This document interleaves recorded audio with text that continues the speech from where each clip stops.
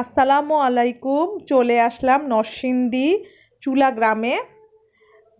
আসলে আমি ভূঁইয়া বাড়ির বউ। তো ভূঁইয়া বাড়ির বড় বউ হিসাবে আমার অনেক দায়িত্ব রয়েছে। তো সেই দায়িত্বগুলো মাঝে মাঝে ছুটি ছাটার ফাঁকে ফুঁকে আমি পালন করার চেষ্টা করি। তো আজকে গতকাল ওদের মাছ ধরা হয়েছে বিলে। তো সেই ভোরবেলায় ওরা মাছগুলো সব বিল থেকে নামাচ্ছে। সারা রাত ওরা ওই বিলের কাছে ছিল, পানি সেচে তারপরে বিলের থেকে মাছগুলো উঠাবে। আসলে যারা গ্রামে থাকে তারা এই ব্যাপারটা বুঝতে পারতেছে, হয়তো বা আমি ভালো করে বুঝিয়ে বলতে পারতেছি না। কারণ আমি যদিও ভূঁইয়া বাড়ির বউ বা গ্রামের বউ, কিন্তু আমি গ্রামের অনেক কিছু এখনও ভালোভাবে জেনে উঠতে পারিনি। তো আমার চাচাতো দেবরের আছে, তারা বলে যে আমি নাকি ভূঁইয়া বাড়ির কলঙ্ক, যেহেতু আমি অনেক কিছু এখনও বুঝি না, ঠিকমতো বলতে পারি না। যেমন নরসিংদীতে ওরা অনেক কিছু শব্দ উচ্চারণ করে যেগুলো আমি নিজেও বুঝতে পারি না। যাই হোক, আর এখনও বুঝতে পারিনি 14 বছরে। তো ওরা বলতেছে ওদের দাদাকে ওরা আবার বিয়ে করাবে, গ্রামের একটা মেয়েকে। আমি বলছি ঠিক আছে, সমস্যা নাই, আমরা দুই বউ মিলে থাকবো, একজন শহরে থাকবো, একজন গ্রামে থাকবো।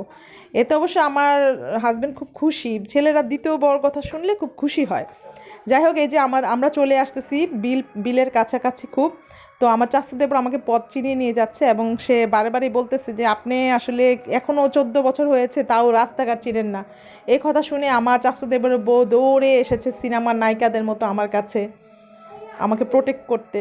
যাই হোক, ওরা খুবই ভালো, কারণ আমার কাছে এটা ভালো লাগে যে আমি যখন গ্রামে আসি, আশেপাশে গ্রাম থেকে আমার চাচতো ফুফাতো যে যেখানে আছে সবার বউ, সবার আত্মীয় স্বজন আমার কাছে আসে, আমাদের সাথে বসে থাকে, আমাকে কাজে অনেক হেল্প করে।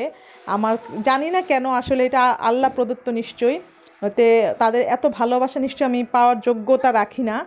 যাই হোক, আমরা দেখতে দেখতে বিলের খুব কাছে চলে এসেছি। এই যে আমাদের বিল, এখানে মাছ ধরা অলরেডি শুরু হয়ে গিয়েছে।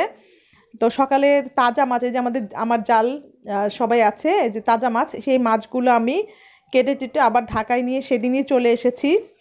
অনেক মাছ আনতে পারিনি আসলে। যাই হোক, যতটুকু এনেছি আল্লাহর কাছে শুক্রিয়া। আর বাকি মাছগুলো আমাদের বাড়িতে রেখে এসেছি। সবাই আমাদের জন্য দোয়া করবেন। আল্লাহ হাফেজ।